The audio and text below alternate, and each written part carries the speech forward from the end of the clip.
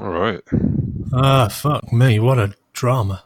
Sorry about that. I'll take screenshots and print it out so I know what I'm doing next time. It's all good, dude. You gotta remember, I have such a low tolerance for that stuff. Like that's why I Me can't too. deal with it. I have to like. That's why I start. Like I'm good. I'm good now. But like, if there was much more of that, I just start shutting down. I think Apollo and Laura are gonna be home soon, so we'll see if it gets crazy. But yeah, dude. But I just don't want to. I don't want to. It's like a Goggins thing, isn't it? Like he says, treating the surface symptoms rather than going deep. But I don't want to be an audio engineer. Yeah, I don't know if that has anything to do with Goggins, but the Goggins would be like making it harder just so you could figure it out. I don't think. Yeah, Yeah, I don't know. I don't get that, dude. Like, I understand, but it makes me think of that. They asked the mental patient why he hit his head against the wall. He said because it feels so good when I stop, and that's kind of like the way that guy lives his life. You know what I mean? No one will ever make me feel worse than I can make him feel myself. I'll be ready for everything, which is, I guess, it's good, but it's that constant stress state. I mean, he's had some deep shit go on, so I'm not, and he's amazing. I'm not saying that. I think the guy's fucking a freak. He's unbelievable. I just don't know if I want to live that way. You know, I'm a piece of shit. I need to do this so I can have it some worth. I don't know. I don't know if that's the answer for me anyway. I don't even know, dude. I got so many things coming up for me, like all around. I'm questioning everything now. I just know that I was feeling bad. I felt great listening to it at first, and then I started feeling like shit. And I'm like, why am I feeling like shit right now? And I started thinking about it, and it was the audiobook. yeah. It was a pretty tough read. I don't know. I don't feel inspired or motivated by it. Quite the contrary. It's like, oh shit. I mean, it's one of those things. The message is, there is no end. It's a continuum. You never get there. Constant improvement. There is no finish line. Yeah, I get it, but I think you got to put the right chunk size around that. So what he says is, when you wake up tomorrow morning, you're starting at zero again. And so as long as you can keep it up for 24 hours, that's okay, because tomorrow you get to reset and do another 24. So putting a 24-hour frame on it kind of makes it, I suppose, manageable, because when it ends is when you go to bed, and then when you wake up, it starts again. Yeah, So that doesn't sound like fun for me, right? Instead of doing like an adventure, every day's gonna be an adventure. What am I gonna do? I don't know. It's like I got 24 hours to decide what I want to do today and just choose my own adventure. It's like my buddy who has the anxiety, who just stays busy, goes to the gym twice a day, does this and this and this, does this.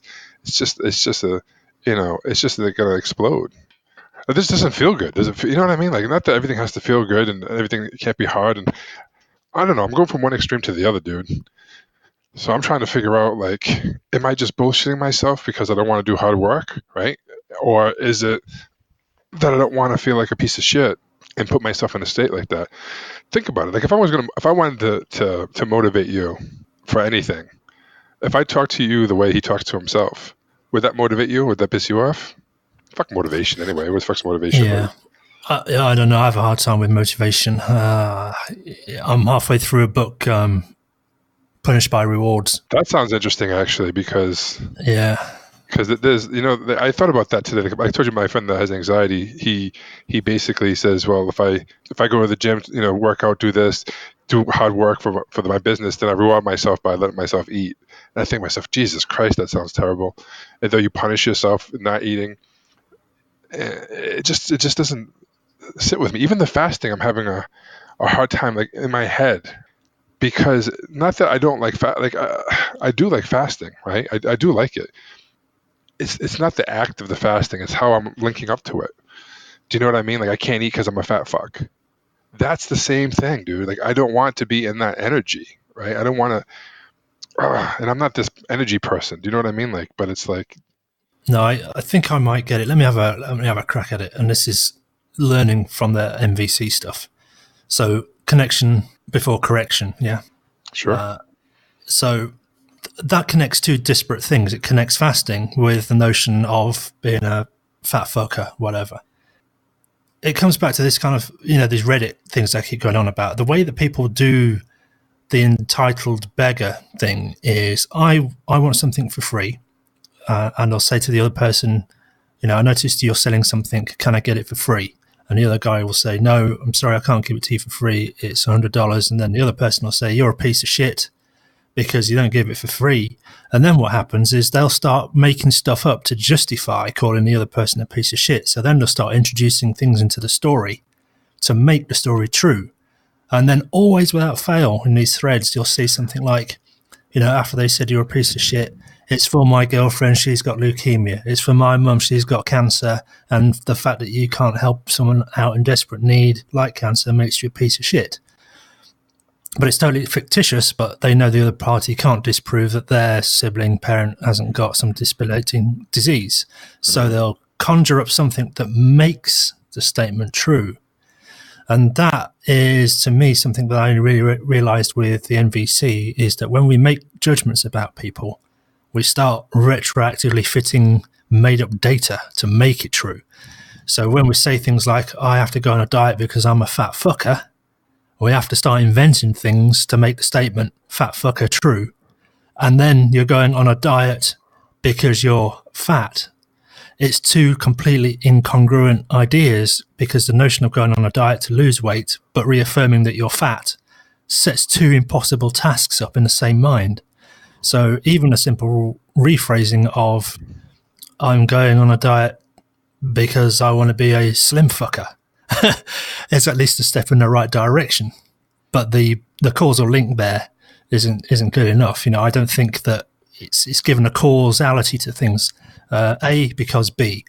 Well, even if that intellectually is true, that is making a correction rather than a connection in my mind. From the way I'm starting to see it seems like you got to split those two apart and deal with them. So, okay, what is it about the diet? Cool, good, right. So what is it about being fat or being slim, or however you want to look at it?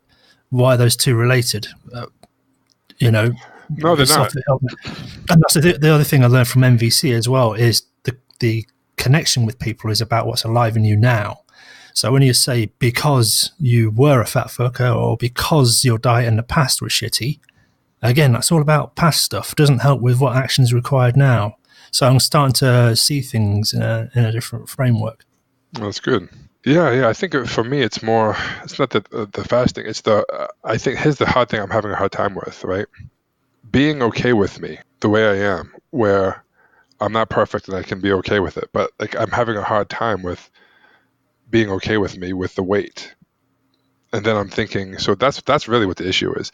And then how the fasting is coming up is it's almost like somehow I'm linking up that I have to lose this weight so I can be okay, right? So I'm not, you know what I mean? Like, which I do want to lose the weight, but I don't want to fucking beat myself up while I'm losing the weight. And I think that's been my strategy before. You fat fuck, come on, let's do this. You know what I mean? Yeah, so before you were using like spite or self-hatred to drive it, but now you want to do it using some kind of compassion. Yeah, I don't want it to be like, the word forcing keeps coming up, right? So I don't know why that keeps coming up for me, but so. Yeah, I mean, that's another thing as well from that book, The Powers That Be. It's all about, if you force things, you'll find force coming the other way. Violence begets violence. And it doesn't just mean physical violence, but also, when we start imposing. Compliment can be violence. That's right, yeah. So even imposing our judgments on others, whether it's a compliment or a chastisement, it's a judgment. And that will usually meet a judgment coming the other way. Yeah. So, I mean, is there any judgment going on? I mean, a fat fucker right there, that's a judgment. Isn't it? Of course. Yeah, there is judgment, dude. That's the problem I'm having with it, right? Like, I want to be, there's something that's going on with me that me being overweight affects how I feel about myself, obviously, right? Where I just don't understand. Like, people say, there's people that are really fat and they say, I'm beautiful, I'm big and beautiful, this and that. And I'm like, you're full of shit. No one's happy when they're fat, right? And I don't know. I'm just projecting my own stuff, right? But there's just I don't know, man. I'm really not happy with how I look. And then the fasting's fucking with my head and all these other things that are coming up. I don't know if it's just, you know what I mean? Like, I'm having a problem with the fast because I don't want to fast, and this is how it's coming up, because, or am I having a hard time with my weight because I don't know, maybe there's something deeper that hasn't come up. Like, I don't know. I have no idea. Yeah, well, as a phrase goes, if you had to guess, or if you knew the top three reasons in regard to the fasting, what would the third reason be? About what? Sorry. about the reasons why you're finding resistance, or the top one, or the second one, or any reason if you had to guess. I mean, what comes to mind first thing is probably not far from it. Yeah, I don't know. The force thing comes up almost like not that I'm doing this, but maybe unconscious. Like I don't know. Maybe like I'm punishing myself for being fat. And it's a difference. Like if I'm not hungry, I don't want to eat. You know what I mean? I'm choosing not to eat. But when I feel like I have to fast because I'm a fat fuck or because I got to get this weight down, then it seems like it's coming from a different place. Yeah. Um, Can you dissociate the weight from the diet? that's just the thing. I don't know. Nothing. This is the whole issue that I think I'm having with it because nothing has really worked except fasting for me to lose the weight. And Yeah, you know, I've done the keto, I've done the paleo, I've tracked my macros, I've done everything, and nothing. So I mean, if the fasting's working, then that's what you need to do. I mean, the what I'm asking is to disassociate the mental framework or mental picture of it being any kind of device for gaining or losing weight. So you just think of it in terms of I'm fasting. That's it. Nothing to do with weight. This is just the process I'm going through. Forget about weight. Doesn't matter. But I'm Yeah, fasting. And whether it's just not connected to anything. Just this is the process. This is all I'm going to do. I'm going to not eat today, not eat tomorrow. Day after, maybe, maybe not. And if I do, then 2 days fasting after that. And then that's just the way it is. And it doesn't connect to anything. yeah, that's probably a better way, right? Because then, yeah, because if I'm fasting, I don't lose weight, I get pissed. Yeah. So then what happens when you get pissed? Yeah, I think that's the whole thing. I think that's the thing that I struggle with the most is wanting. It's about the results. It's not about the process. You know what I Yeah. mean? So okay, what's can you connect to the? I mean, what's the feeling that comes to mind when you think about it? You know, if I say fast for the next 4 days, what comes up? So I think this is this also could be a reason why I'm having a hard time with the fasting is because there's nothing slowing feelings down. It's just all feelings, and then I feel that emptiness more. Do you know what I mean? Like because I'm not eating, and then sometimes I feel good, I'm okay, but then other times when if I start to feel that, I just feel everything so much more, and maybe that's where the resistance is. Maybe it's not against the fasting; it's about wanting to feel those feelings now. you know? Yeah. What feelings? I mean, there's so many things you could do. You know, you could do a spin cycle. You could play guitar for an hour to compensate. Yeah, I get it. And I guess I'm thinking that I'm probably gonna have to do something like that because, but see, that's still to me, it seems like it's forcing. Yeah. Okay. Well, again, just dissociate. Just say, okay, from the next 4 days, when I wake up, first hour, I'm going to do some reading. Second hour, I'm going to play guitar. Third hour, I'm going to go for a spin cycle, and then I'm going to get on with my daily work, daily schedule, however that fits in around it, and just dissociate. Just that's the routine. I know, and then that's the problem I'm talking about my friend though, right? That's like that's not addressing the shit I should be addressing. So maybe I should just fucking go into it and do the fast and whatever I'm feeling, just fucking feel it and and not try to avoid it, not try to stay busy. It just Yeah, there's a reason why I'm avoiding it. Maybe that's why that's the reason I need to do it. You yeah, know it what I could mean? be. Yeah, I mean, from the aspects of say doing these things that bring pleasure and joy, it's to create an emotional experience because that's what life's about. So if doing something brings pleasure and there's the void against it, then do more things that bring pleasure, or set up an anchor, or something that I'm not trying to frame it as offsetting because again that invites a judgment or a balance or some kind of work life balance. No, I'm just saying just do something pleasurable for the sake of doing something pleasurable during the day. Gotcha. Try not don't connect it to any kind of debt or balance that needs to be paid off. Just I'll play guitar for an hour because I like playing guitar for an hour. Yeah. Okay, that makes sense. I'm so in the little bubble right now. That's why it seems like. Yeah, because I think that's the thing. We start building up these big chains, and like it's weird how gestalts form, and one thing leads to the next bad thought, and then we create this magnificent pearl of chains of bad thoughts. That means that just getting up out of bed in the morning fires off the chain. It's like Bandler says, isn't it? How do you start your day? Oh, fucking piece of shit! Go get out of the fucking pit. That's funny. Yeah, yeah. It doesn't set yourself up. That makes sense, dude. I Well, don't no, know. I'm really inspired by that weight skin process. You know, to spend time to build a framework. It's almost like building an asset that gives you a return. Hmm. So once the asset's built, once the framework's done, and it creates the context for the habit, then the habit starts to pay the dividends. But again, it seems to me a lot of times we try and do things the wrong way around. Rather than putting fuel in the tank to move the needle, we just break the dash and just try and push the needle with our finger. But it didn't. All right, we've moved the needle, but it doesn't make the engine go because that's not how it works. Yeah. Yeah, I don't know. I'm just, I guess I'm just, I'm just I think I'm stuck in my head a little too much. So it's weird. I'm just questioning everything, Yeah. dude. You know what I mean? It's just this weird place. It's like everything I thought about me was just a mental construct, you know?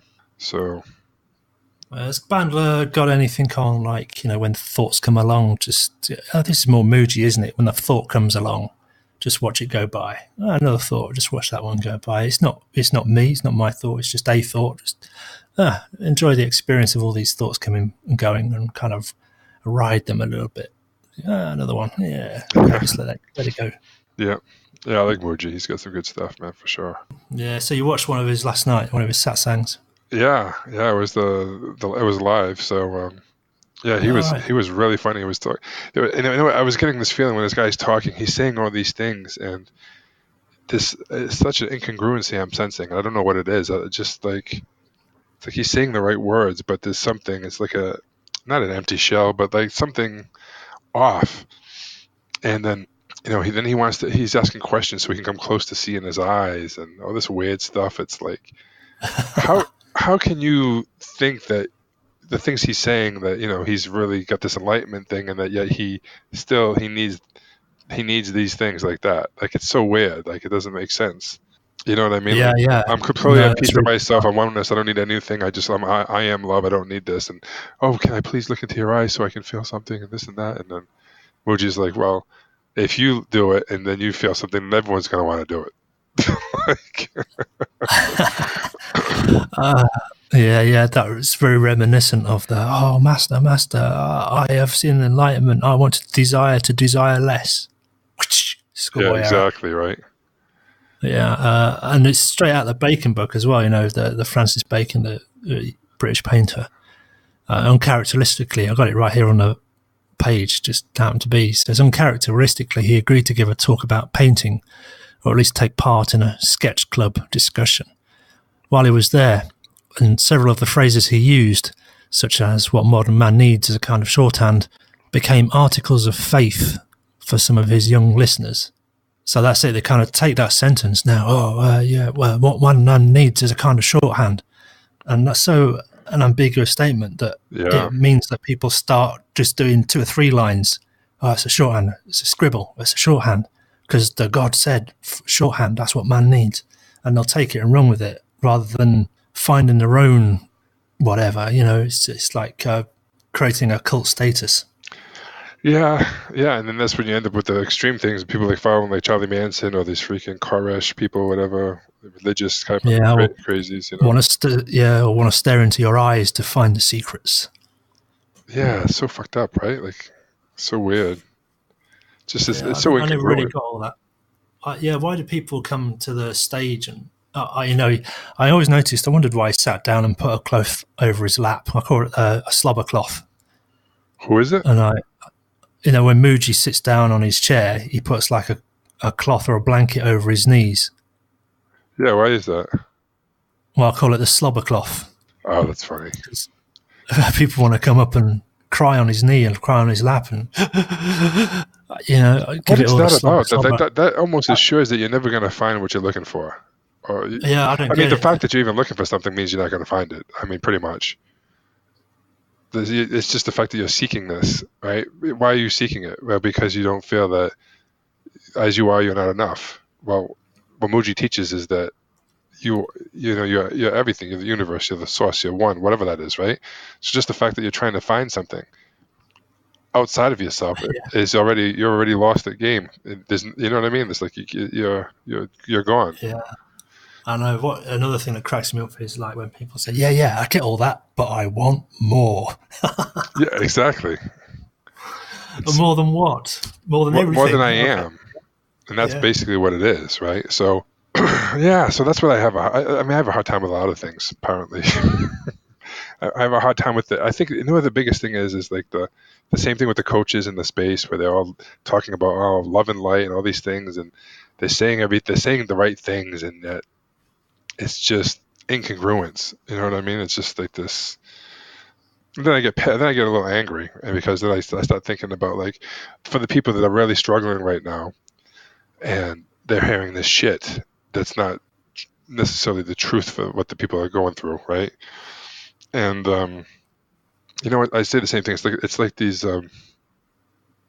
models, right? You know, before it used to be that these have these models on magazines. They just were, you know, really fit, really skinny, and most women can't obtain those looks. But not only that, now that those people who already look better than most people, even they're getting photoshopped. And they're using filters and they're using all these things, right? So now you take the regular little Sally, and you know she looks at these magazines and she's like, I don't look like that. I'm a piece of shit. Whatever it is, all these crazy things. And well, the fucking person who was in the pictures doesn't even look like that. So what are we teaching, right? And that's what I have a problem with. And that's the same thing as when I see these people in certain groups I'm in that, you know, there's a lady that was in it and she was just like, I swear to God, 2 months ago, everything's amazing. She's got these clients and life is great. And you just have to do, it's just all about mindset. And you have to do these things. And she's doing these videos. And I'm sensing like, this is just bullshit.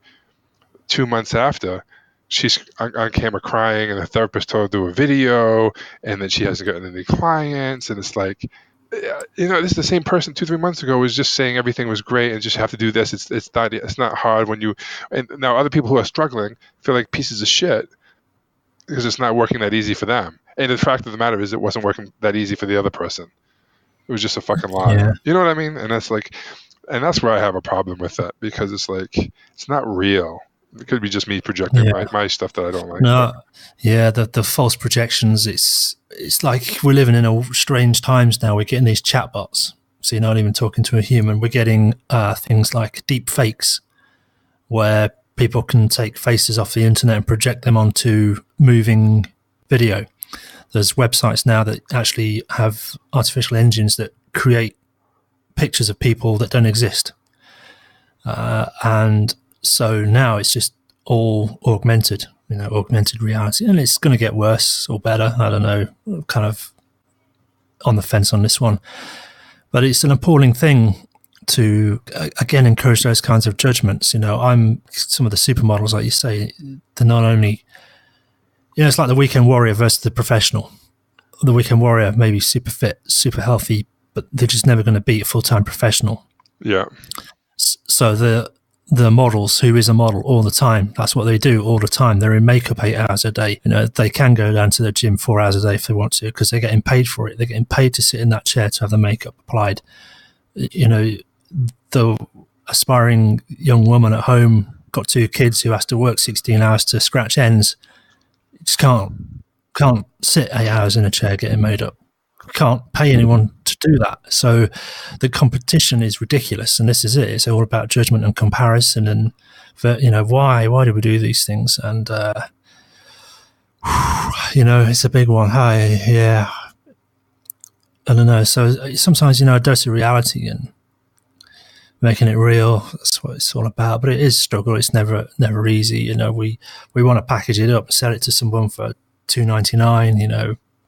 Your fast way to the millions, a real estate course with no money down. It's all nice on the front end, but the nitty gritty at the back end is, legal problems. It's tax, it's insurance, it's gotchas, it's things you didn't know, it's things that the person teaching the course didn't know, it's the regulatory risk. Things have moved on. You can't do that anymore. By the time it's got into a course, it's been exploited and everyone's doing it. So there's no value. There's there's no advantage anymore. It's the price is factored into the market now.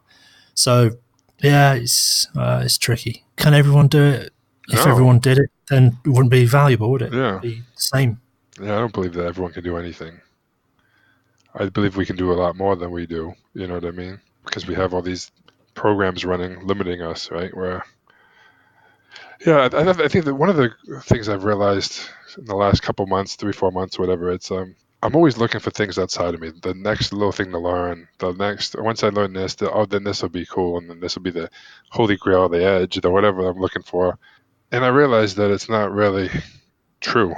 I'm excited about the NVC stuff and stuff like that, but it's like it's not outside of us. I think it's not about getting more. It's not about learning more, attracting more. It's about, for me anyway, it's about letting go of shit. Yeah, because I really do believe that I'm not this woo-woo person, but I do truly believe that we're all like a perfect being, right? And when we have these stories and experiences and all this bullshit that you're a piece of shit, you're not good at art, you're smart but you're at this, but you're dumb at this, you're not this or that, you're whatever the bullshit is, and then that's who we think we are. So it's like just let go, figuring a way to let go of that, figure out what's going on underneath, what's running these programs. That was what was really exciting for me when I did NLP, because before that I was a judgmental arsehole. And when I was in my teenage years, I was even worse. At least when I got older, I realised it, but I didn't know how to correct it. And then when I learned NLP and I learned about predicate systems and preferred rep systems and auditory, kinesthetic, and visual predicates of language, when I started to talk to people, I recognised some of the patterns, and then it became like a bright shiny object syndrome. So whenever I meet somebody new, but like, okay, how's this person wired? Yeah, And it became a real source of interest to talk to new people and find out, no, not what made them tick, but could I talk in their language to them? Could I understand? And I used to get it on the phone and start having laughs with people because I'd pick up on their catchphrases and I start saying their catchphrases back to them, or their little language idiosyncrasies. And it'd be like I could almost predict what they're going to say before they said it. And I would sometimes do it. And it unnerved them. And I thought, okay, this is the uncanny valley now. You're getting too close. So modeling people became like a new fascination. And to me, the missing piece was the MVC, which is, again, the connection before the correction. So before we analyze people and diagnose them and prescribe them a pill, it's let's make a connection. What's their energy? What's alive in them? Why do they make these comments? And the classic one, which I read last night, came across, was when you ask an American, what on earth possessed you to vote in Justin Trudeau as the president of the United States? yeah. What's the first reaction? What the fuck are you talking about? That's not true. That's wrong. He's not. He's the president of Canada, whatever, or the prime minister of Canada, whatever Yeah, the fuck that's it it. is, right? You know what I mean? Yeah, a correction. Yeah, Correction comes before the connection, and the correction is all about facts and judgments, and it's about what I know compared to what you know, and we're going down that route again. So that just that made me laugh when I read that, because it's like, yes, I want to correct them. Yes, no, let me put them right, because if I put them right, they'll change their mind. No, that's not how it works. yeah. But then you got to think about why is it putting them right, or is it you needing them to be right? Yeah, whatever it is, Yeah, that's the point. It yeah, doesn't matter, and that's what you just said a minute ago. It doesn't matter. It's a new way of connecting with people. yeah. It's to engage with them, not to correct, and we'll just throw facts at each other. But it's pretty interesting you say that. Tell me more. Yeah, I mean, I think that's what the really good negotiators or persuaders do. They just get the other people talking and give them the information to how to connect and what to do. It's interesting. Yeah, so I think I waffled on too long, but I think what he said a few minutes ago, it's not about putting up this fake facade of everything's okay and life's perfect and I got all the clients and life's wonderful, because that's such a generalization. And what is life? That's one of those reification fallacies. It's like you got to grab the future. Well, the future doesn't exist in physical space. You can't grab it. And same with life. It's you can't put it in a wheelbarrow, as Bandler would say. So how can you touch it? How can you grab it? Forget all that stuff. Go for what's alive in people. Make that connection here and now, because that's really the other. It's not about correcting the past. It's not about correcting people's faults. It's not about diagnosing them so that they can have a better future if we correct their ways. It's like, what's going on right now? Yeah, I think that's the big thing too, because it doesn't matter what you're doing. If you're working with someone and they're talking about their past, about how shitty this was or this or that, but they hate this thing, that's all well and good. But the only thing that matters is what's alive in them now. Like, how is that affecting them now? And That's the key. Yeah, it comes down to what's their needs. What are they trying to, what tactics are they trying to use? And that's another thing as well, not to get hung up on your own strategy and tactics of getting your needs met, because that leads to a position of will. Because what we're basically saying is, I have a need, and I want you to do it in the way that I tell you to do it. So not only are we making a request of people to make life wonderful, but we're also telling them how they should go about doing that. And so we assume to know what's most optimal for others, and that's an imposition of will. It's a judgment, it's a veiled diagnosis, and an imposition of will, and it leads to disaster. So again, we've got to be open to the gifts and surprises of people that are actually trying to make life wonderful for us, but sometimes in fucked up, inglorious ways. Yeah, yeah, and then it's also giving your power away too, right? Like, you might not have a need that's being met. How you say that and making sure that you're not putting it because you don't spend time with me. My need of connection is not being met. Well, that's not the right way to do it. I don't think. I'm not sure the exact way to do it, but that's kind of blaming or putting it on them, and that's not what you want to do. Like, it's not. I know just enough to get beat up. I haven't read enough of Yeah, it. no, me too. Yeah, I'm not going to put it out in public just yet because, yeah, that's it. Just as you were saying that, I was thinking, the phrase that pays is something along the lines of, well, okay, are you needing to feel close connection with somebody to have meet your need of intimacy? Yes. Okay. Well, I'm a little busy right now. Is there anybody else that you could ask? Yeah, Because I have a need for peace and requirement of solitude right now. yeah, Is there anyone else you can ask? So it doesn't deny them, but it gives them a choice. And we have to be willing and able and receptive to that kind of suggestion. Well, maybe there is somebody else I can go and ask. Yeah, I'd never thought of that. Okay, so, you're feeling the need yourself for peace and quiet right now. So, would it meet your need if you were just to sit in the room with me in silence together, and I could still feel close and connected to you, and that would meet your need of peace and quiet also? Yeah, that sounds good. All right, let's do it yeah. that way Well, then. that's a high level of honesty and trust and truth within yourself too. I mean, that's a beautiful thing. People can communicate like that, Yeah, yeah. and I get caught up in my head of I need this. I'm not getting this now. It's about me. Yeah, but then again, it's like how trying to But there's also meet a everyone else's needs too. It's like like go ahead. Sorry. yeah. I was going to say there's also seems to be a surprise in it as well that when we tell people our needs, it's almost like Christmas because we can be surprised about how they go about trying to do that for us. And when we make the explicit request of here's a need I'm having, this is what I think would get me there, we have to be open to surprises so it behooves us a little bit to be flexible and receive other people's gifts to try to morph it into getting our needs met. So, if somebody wants to sit in a room and that's the way they express close connection by not saying anything, we have to be appreciative that this person who's in this room not saying anything is the way they express close connection, and I have to be open to receiving that. Yeah. Yeah, it's good. I think it's everyone can grow that way. Just gotta be careful not to try to please everybody because it's a sure way. I don't know who said this. Some famous person said. I think it was a comedian, maybe. I don't know what I don't know what success is, but I know trying to please everyone is a sure way to failure or something like that. Yeah, pleasing people is a different thing because I think this is a difference between empathy and sympathy. Yeah, for sure. Sympathy is almost like I have an intellectual understanding of the situation. Yeah, so sympathy is about And you, and then empathy is about them, right? yeah, right. Yeah. So when we're sympathetic of somebody, we say, "Oh, I feel sad for you." That's making it all about me now because I feel sad Yeah, about your situation rather than this empathy, which is, okay, are you feeling because, yeah, yeah. It's good stuff. yeah, yeah. And then we know when we don't get the response we want, why do we go to anger? And when people say no, that again, that's an expression of an unmet need. It means that we haven't. It means that there's something missing for them to be able to say yes, or that we haven't met a need, or they have a need to say no. So there's a pathway to investigate that as well. Yeah, it's just uncovering everything, get into the truth, which is what I love. I love that about that.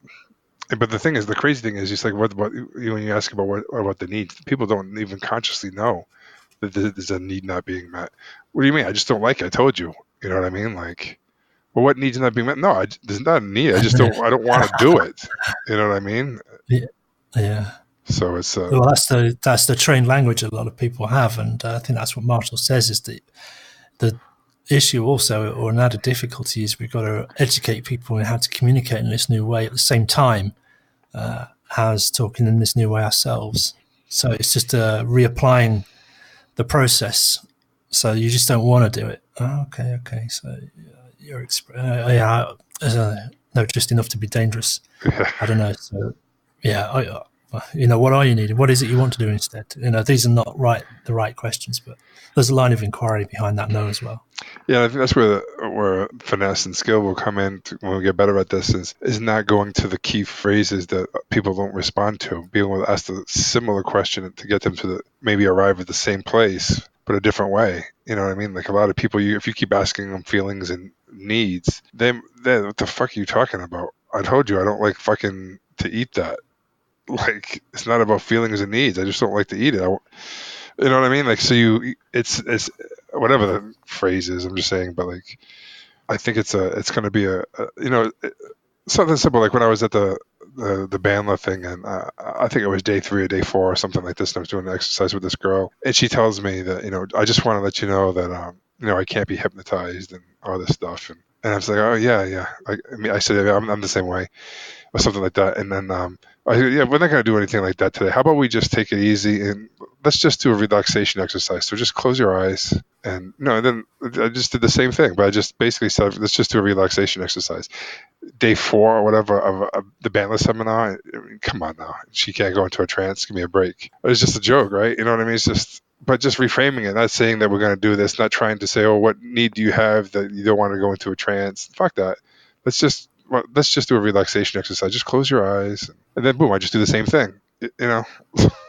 Sometimes it's simple, sometimes it's not. Yeah, the double binds. Are you telling me that you can't go into a trance because you're in one now? All you need to say to that is no. Yeah, I don't know, but not even like but it's like I always relate things back to sales, right?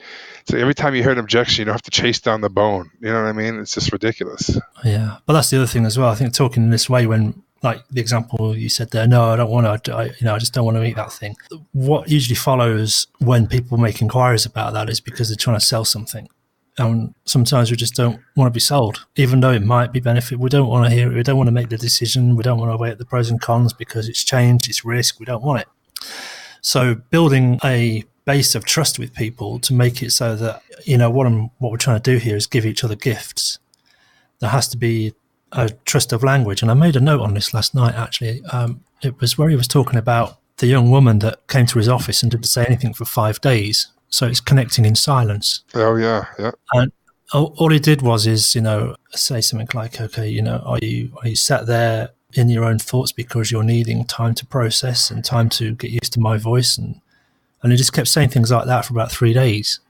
And then he'd ask questions as well. Like one of the really insightful things in that process was where after the 3rd day, and I think it was after the end of the 1st day, he said, if it's okay with you, I'd like to invite you back tomorrow.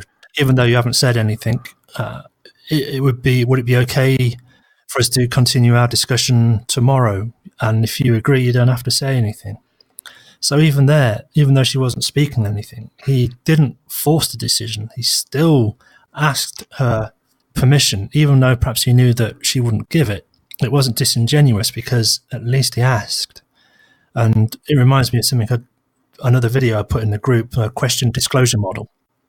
Asking questions can reveal our thinking. So it was the fact that he was asking careful questions that disclosed the fact that he wasn't out there to trick her or trap her or to sell her or to give her another pill or to conclude that she needed electroshock therapy or to conclude or diagnose that she needed more drugs that were making her feel shit.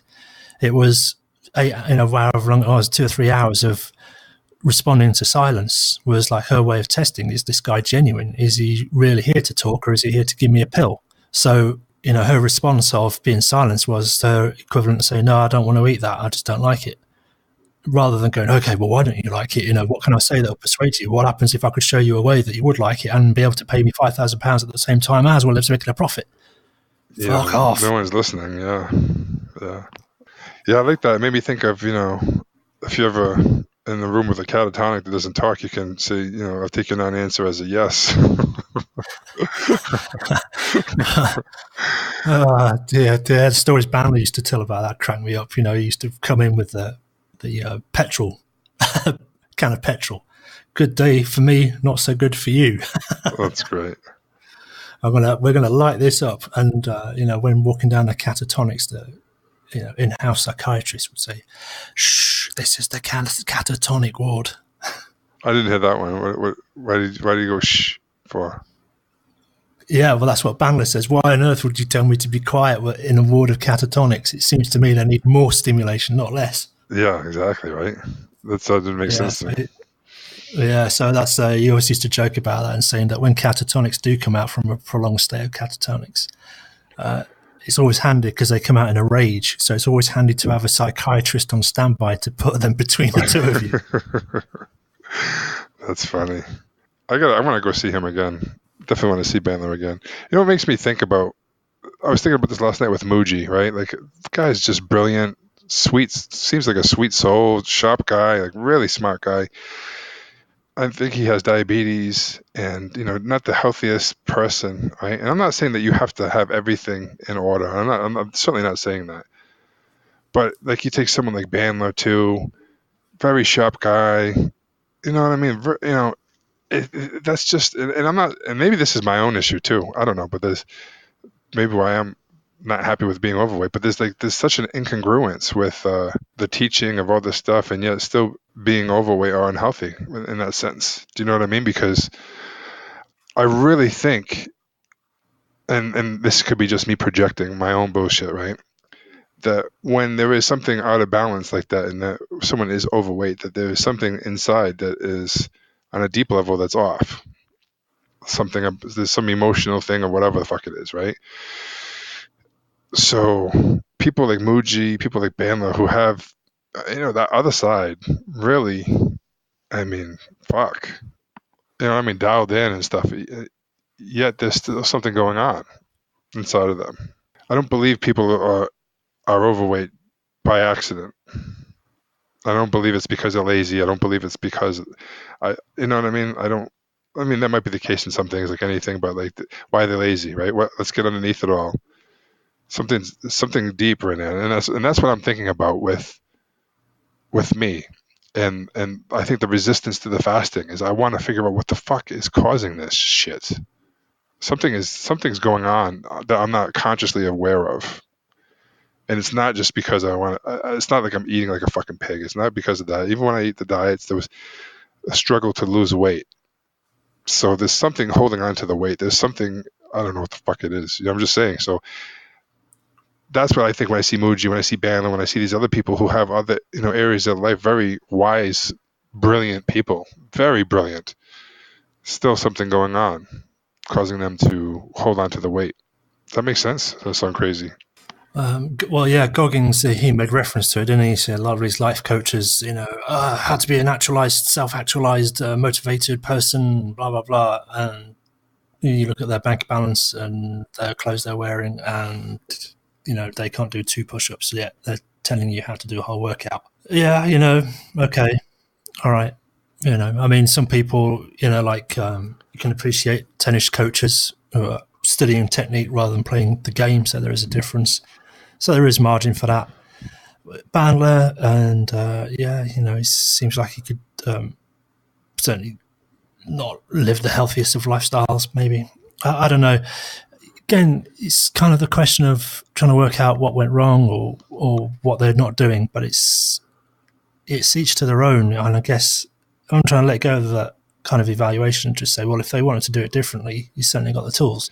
I know. I'm not thinking about them per se. I'm thinking about me, right? And this is me being selfish, I guess. I mean, I'm thinking about them, seeing it, and I'm wondering. I guess it is a evaluation, a judgment, and but because I'm trying to figure out what's going on within me, so I'm looking at other people that I'm like, wow, look at what the fuck's going on with them. Why is this? You know what I mean? Like, I don't know. Yeah, when you were saying there as well that it's not just like laziness or an accident that people are overweight. We're encouraged in our social structure every time we go out, have another drink. What can I get you to eat? Oh, do you want mayonnaise with that?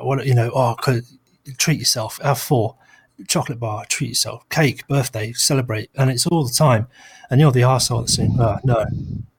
No, I Oh, know, what's but the but fact, then that's just one small but part the of it that whether I'm it's not. you needing to please people and that's why you're doing it, whether it's you needing to fit in, whether it's you Yeah, needing to, there's something deeper. I don't. It doesn't necessarily mean that that people loathe themselves, but there's something fucked up deep down inside. And I know that sounds like it's judging, but there's something.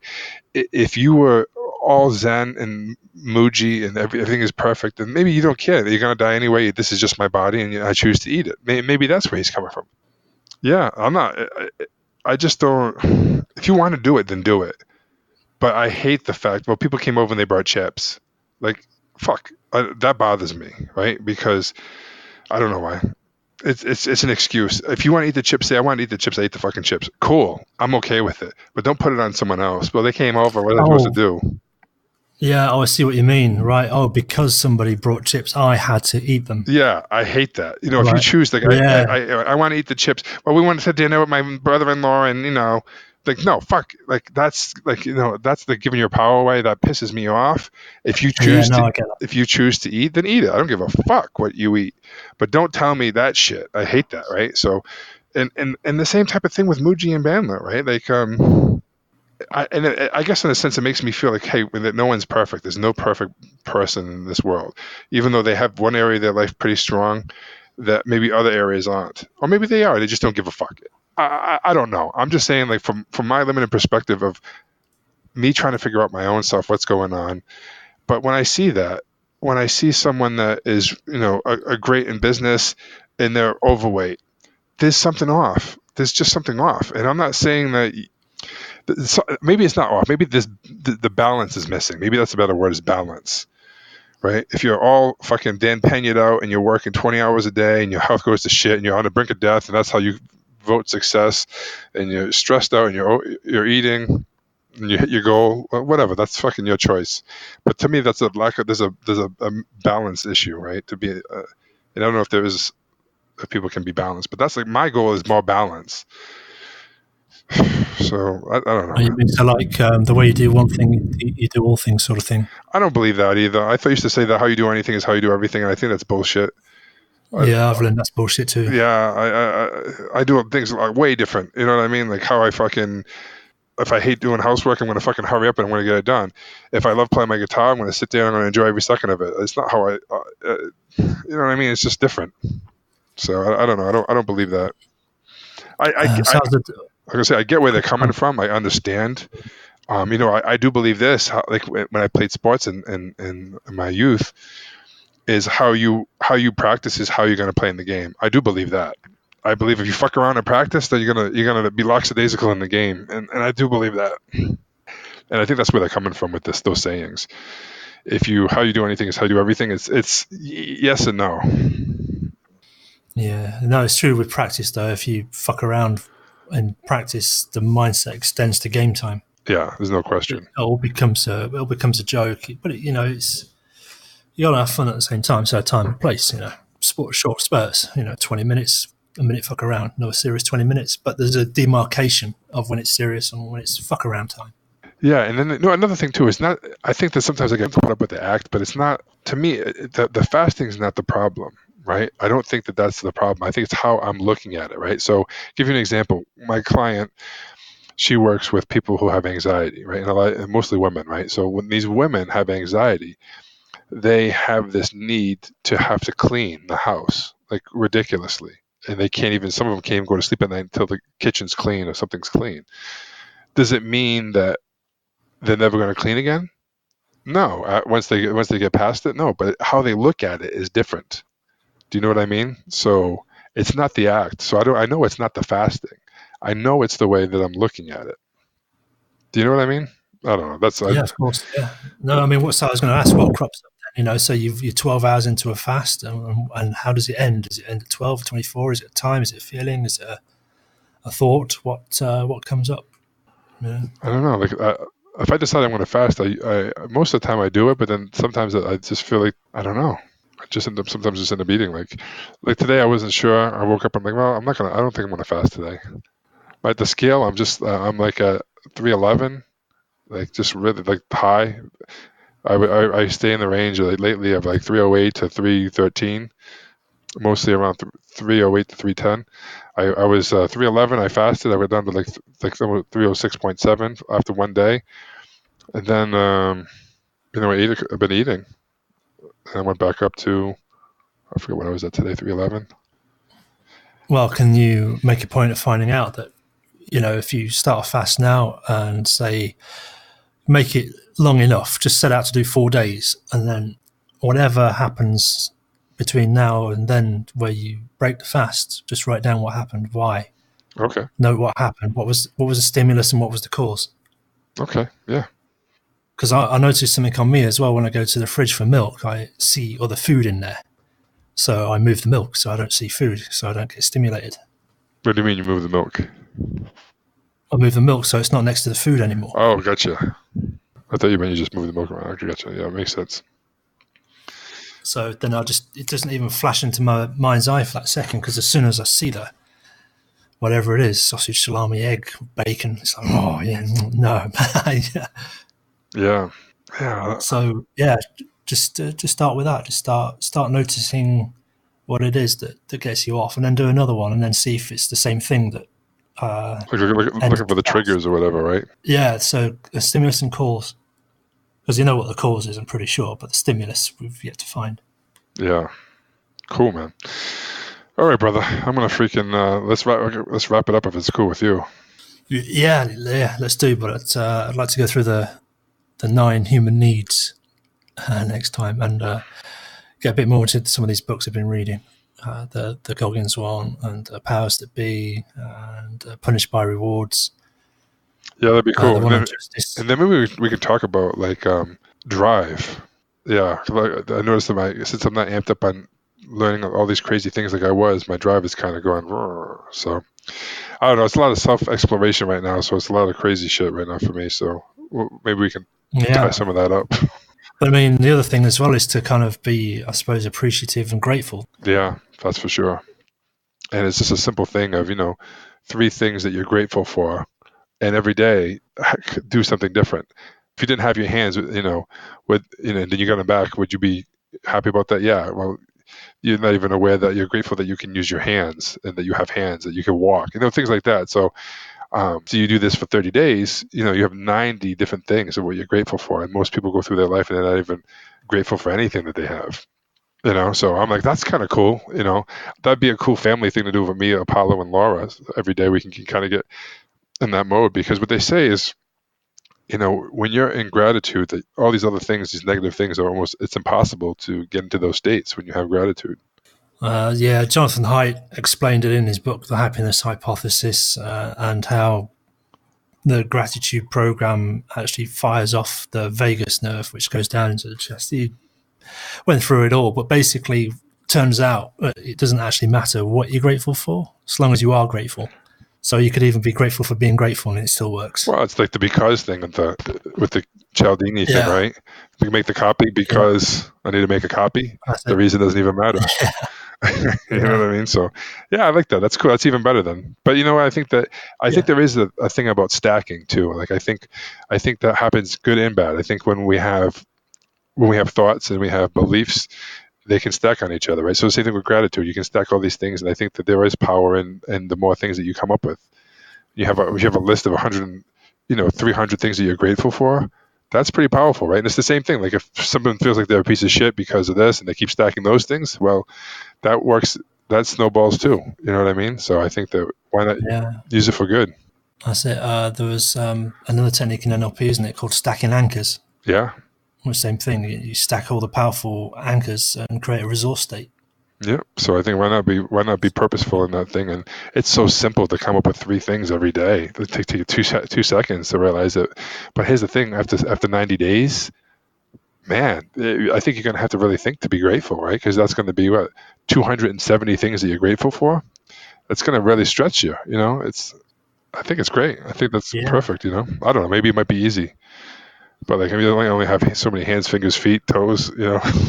What else can you be yeah. grateful Well, for? I mean, well, that's the big question. I think that's the purpose of the exercise, isn't it? That once you run out of the easy stuff, you have to start searching for things to be grateful for. And I think that's where the magic happens, right? Yeah. because we always seem to get what we're looking for, right? If we're thinking people are fucking, if we think things aren't going to work, then we always find the reasons why they won't work, right? If we think things are going to work, we're going to find the reasons why they do work. If we find things to be grateful about, we're going to find the things to be grateful about. It's just so simple, right? I don't know. If we were asked questions, why am I a piece of shit? We're going to find the answers for that. If you ask questions, how Yeah. can I make this work? How can we make this work? You're going to find the answers for that. I think it's just like, I guess if you just we got to get better at asking better questions. secret to life. That one. Really do believe that asking high quality, pertinent, accurate, precise questions is keys to the kingdom, because that again encompasses nonviolent communication. It's asking the need question. It's negotiation. It's asking questions that get to that's right, and it's asking questions that move things to action. Yeah, how can you take those type of questions and nonviolent communication questions and bring them into those Reddit group things that I can't stand? Well, See, I think yeah, that's where those questions you ask. I'm like, oh God, fuck those people! Like Jesus Christ, yeah. But this is it. They do it to themselves as well. They go into these long exchanges. We should read one out. I've I got one can't ready to do it, read. man. I can't do it. I don't know if I can do it. We'll do it just to go through it. Oh, But the other guys, so person A says to person B, is the laptop still available? Yes, it is. Okay, I've got $200. Well, it's up for 2,000. I can't really go for 200. well, Well, yeah, but my mum, shame on the guy for even in like I wouldn't even answer the person. that's right, and that's what I was going to say. Is why even enter it? Just say sorry, it's already sold. Oh yeah. So Done. do you know what I would do with this? Someone did that to me, right? Let me tell you that this is where my mindset is. It's hilarious, right? So let's just say I was selling a computer for $2,000, right? Say it's a $5,000 computer. I'm selling for 2,000, and the person offers me something ridiculous. Let's just say $600. I'm asking 2,000. They offer for 600. So I actually replied to someone, "Oh, sorry, I just let it go for $150. I just sold it for $150." Right, and of course I still had it, right? I didn't, do you know what I mean? Like, but that's the stuff that like I do, because it's like now the guy's going to get pissed that, oh, someone got it for 150. And I told you that story about the car, the guy that was ridiculous. We're asking like 20 something thousand for a used car, and he offers like 13,000 or something crazy like that. And I tell him, I said, you know what, dude, I said, the truth of the matter is, on a car like this, the one you're looking at, the truth is, we only pay about 4 or 5,000 for this kind of car. But if we're not making at least 10, 12,000 on it, we're not going to sell it. But you know what? If you keep looking, you might find someone to actually probably do a little less than you want to spend on it. So this guy, thinks he can buy a $21,000, $22,000 car for 13,000, or he thinks that we only pay 4 or 5,000 for it. So now he's offering 6,000 now. So this guy probably still can't buy a car. Like, I ruined him from buying a car. I Yeah, didn't try to yeah, convince him. I realized that there's no way in the world I can talk to this. Like, and here's the key. This is one of the things that I think that I learned early on in sales that served me pretty well. Is you cannot have a logical conversation with an illogical person. And you're trying to do that. You're trying to have logical conversations with these illogical people. And it doesn't make sense. So I remember closing a deal one time with this person that was so illogical. And like, one of my friends walked by and heard me, and I said something that didn't make any sense. It was so absurd. It was something like, it could have been something like, what does all the tea in China have to do with this and that? And then it was like, it's completely absurd. It had nothing to do with anything. And then I asked them to buy the car, and then they bought the car. And it was absurd, but there was no logic involved. There was no logic. It was completely out of right field. I was just matching this guy who was just all over the place. And my friend's like, "What the fuck were you? What the fuck was that?" And I heard him talking to you earlier about, oh yeah. He said, yeah, he was a little different. I had to talk to him a little different. He was crazy. So I just talked crazy to him. Complete absurdity. But if I try to logically deduce, look, man, I'm trying to explain that this is a $2,000 laptop and you offering $200. Oh, fuck you then. Like, of course you're going to get that. That's what you get. You're talking to a fucking nut person who's retarded on so many levels, and I mean that not in a mentally retarded, but I mean in another sense, right? Like, just fucking just crazy, and you're gonna try to talk to this person. So when you talk to me about those things, I think, John, come on, dude, like, don't waste your breath. Like, it doesn't make sense to me. Like, to me, it's just like, come on, John, like, maybe this is some fun that you have, and you like to, it's kind of like, I used to like to watch the cheesy TV show Saved by the Bell. It's a cheesy program. If it's on once in a while, I'll watch it. My wife laughs at me. I'm like, I like this. This is terrible and it's cheesy. I love it, and I'm okay with it. And if that's your fucking guilty pleasure, so be it. But like, god damn it, dude, you got to realize that there's no way in the world you're gonna ever get through to those people, and it's all gonna drive you crazy trying to figure it out. Yeah. It's like Well, picky battles. it's like the comedian that said this. Like, I forget who it was, but he's like, he was doing like fucking, I don't know, the Tonight Show or something or whatever. He was doing something, and he had 90% of the audience, 98% of the audience laughing, but he couldn't get like 2% of the people to laugh. So it bothered him. So he did everything he could to get the 2% to laugh, and guess what? He did. I lost in 98. Yeah, exactly. So be careful with that shit. Yeah. No, I mean it's a tricky one because it's nice to enact a bit of redemptive violence because it feels good, and I get that. You want to impose your righteous moral indignation and whatnot, and it does leave me in a quandary because it's these people they're just serving back what they've served up, and it goes nowhere, and the conversation's just ending fuck you. And I just think I know that's it. so tragic. No, it's that's really perfect. It's supposed to be like that, dude. It's like it's supposed to be like that. It's like when like this happens when in sales training, right? Where someone will come in and says, "Okay, well, what if someone says this?" And it's like so crazy, it's so outrageous, and I'm like, okay, well, I've been in sales for whatever, let's just say 10 years, and maybe I've heard that once or twice. Like, why do you want to focus on that one crazy asshole that probably you never ever see? And if you do start seeing that person a lot, then it's probably something you're doing to attract it, right? But like, why would you want to work on that instead of the 98% of people that come in? Why are you trying to throw those? But people will do that. Okay, but a customer comes in and says, you're a fucking asshole piece of shit. You have like 30 seconds to sell me a car. I'm fucking leaving. And you want to work on that? You want to work on trying to sell that guy? Like, really? Like, it doesn't make sense. So, No, I just go, so yeah, what's the name of your mystery shopping company? yeah, I would say, hey, I got an idea. Hold on, I'll be right back. And just walk away. Yeah. And they say, hey, what happened? You went away, and whatever, oh, that's what it was. I forgot, and walk away again. Like Bandit says, I went out for cigarettes. Hey, I remember you went out for cigarettes. And you go, cigarettes, that's what it was. And he walks away again. Another 6 years.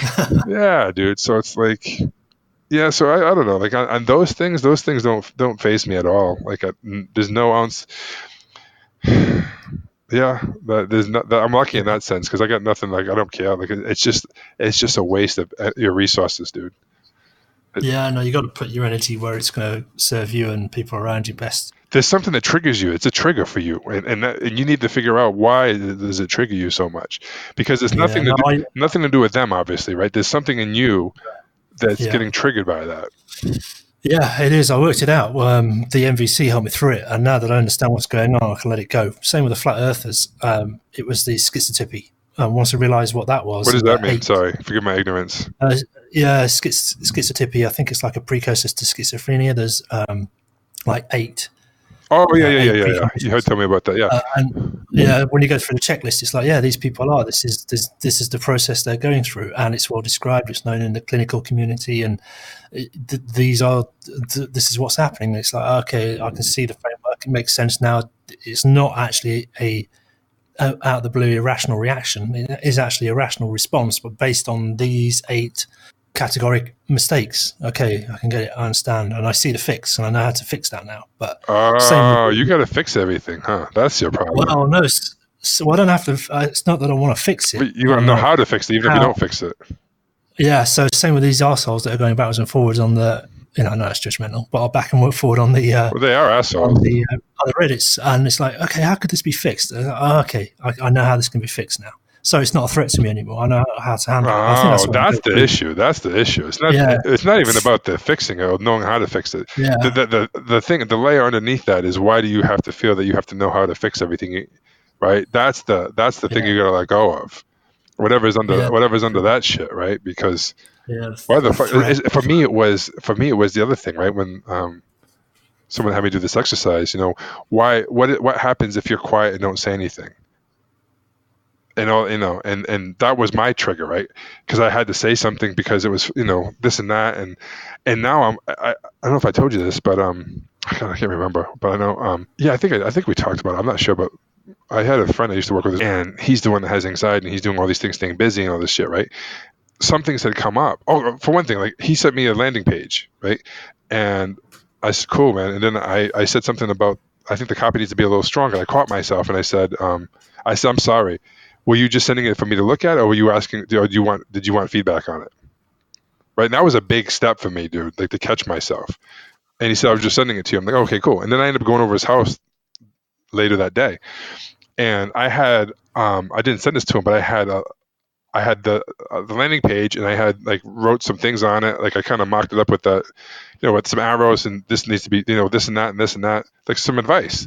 But I never sent it to him, and I told him that, and then and I said, he says, you don't have to apologize. I go, no, I'm working on me, dude, because this and this and this. And then he said something else. Like he started telling me what he does for the anxiety, and normally I would have said, dude, what the fuck are you talking about? You're just keeping busy doing this stuff. It's just you're trying to suppress it and push it down. It's just going to pop up like crazy in 6 months, a year, or whatever, 3 months, and it's going to be out of control. You can't avoid the thing. You know what I mean? I would normally try to say that. And then he said something else about his kid. The same thing that I was doing with Apollo, wanting to make him strong and all these other things and be resilient. And I was really telling him that, you have to do all these things to get daddy's love, which is not, you know what I mean? All this crazy stuff. So those things had come up when we're talking, and I didn't feel the need to have to share it, even though like I knew like, oh, this is, I realized that this is his thing. It wasn't that I was afraid to say it. It was just that it wasn't necessary. I didn't have to say it. Where before, I would have had to say something about it and I would have masked it on. They need to know the truth. They really, it's for their own good to help them and all this other stuff, right? But it had nothing to do with them. It had everything to do with me when you get down to all the bullshit underneath it. So for me, not saying things on those things was pretty big. And then even catching myself, asking, I'm sorry, did you want feedback or you just wanted to send it to me, right? I don't know. That was a big thing for me, dude, because I always had to say this. I'm always about speaking a truth and this and that. And Yeah, whether it doesn't matter if people want to hear it or not, they need to hear it, and I'm changing my ways now. You know yeah, what I mean? If people don't, that's the big thing. yeah.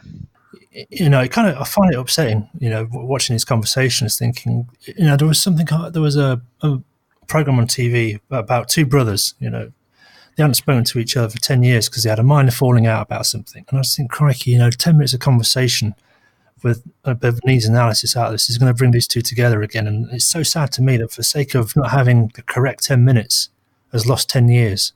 Yeah, but how do you know? How do you know they didn't need those 10 years to become the person who is able to have that conversation 10 years later? Because I never did, and that's the point. Is that it's still strained, even though the television programs forced them together. You can still see the resentments. Then they're going to leave now and not see each other again, and you just think, boy, and the same thing with doing drugs and alcohol. It's, sometimes I just think, just a half an hour conversation could change years. Yeah. And so the kind of same thing with these are, I'm going to call them arseholes. Let's just say poor communicators, and that's what it is. It's poor communication. And you just think, with 10 or 20 minutes, but it's 10 or 20 minutes times 5 million people, and it's. I wish it was that simple, though. I wish it was that simple, right? Yeah, this is it. Well, I was going to say, some people don't want it. Some people just don't want to. They just want to go through life getting what they want via violent means. And so, my purpose is to understand it so that when I meet it, I can. Because you get two choices. You can either, not engage with it, send it away, or just get dragged down by it. And neither of those seem like good options. So bat it away with compassion, or bat it away giving them something to think about, or giving them a hook or a gift seems more appropriate. Yeah, I don't know. I was talking to a friend last week. She's kind of she's like an energy person, more of a woo woo person kind of thing than we are. But then I'm thinking, man, I'm starting to understand this stuff more, even though I'm not that, and I don't like the way they do it because I sense incongruency with a lot of these people. But anyway, I was talking to her about something, and everyone talks about compassion, and sometimes it makes my stomach sick. Like I'm like, oh, come on.